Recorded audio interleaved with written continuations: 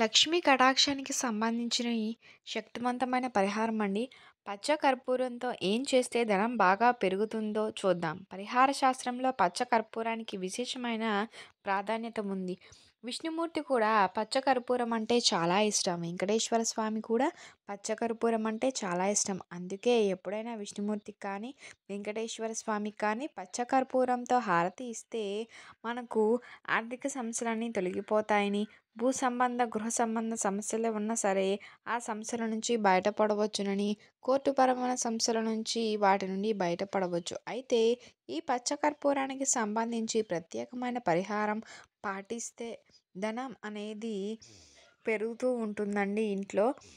ఆ పరిహారం ఎలా పాటించాలి అంటే ఎప్పుడైనా సరే బుధవారం రోజు కానీ, శుక్రవారం రోజు కానీ ఒక పసుపు రంగు వస్త్రం తీసుకుని, ఒక పసుపు రంగు క్లాత్ తీసుకోవాలి.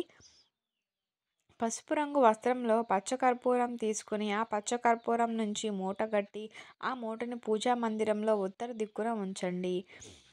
అలాగే ధూపం వేస్తూ ఉండాలి. ఇలా చేస్తూ ఖచ్చితంగా మీ ఇంట్లో ధనం అనేది పెరుగుతుంది.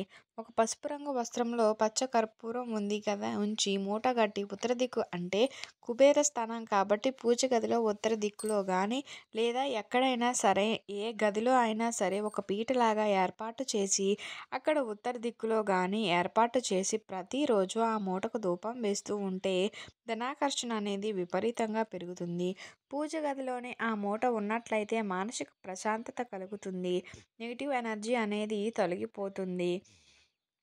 అలాగే వ్యాపార సంస్థలలో అయితే వ్యాపార రంగం బాగా రాణించాలి అంటే వ్యాపార సంస్థల్లో క్యాష్ బ్యాక్లో ఈ పచ్చకర్పూరం ఉంచి పసుపు రంగు వస్త్రం మూటను ఉంచాలి.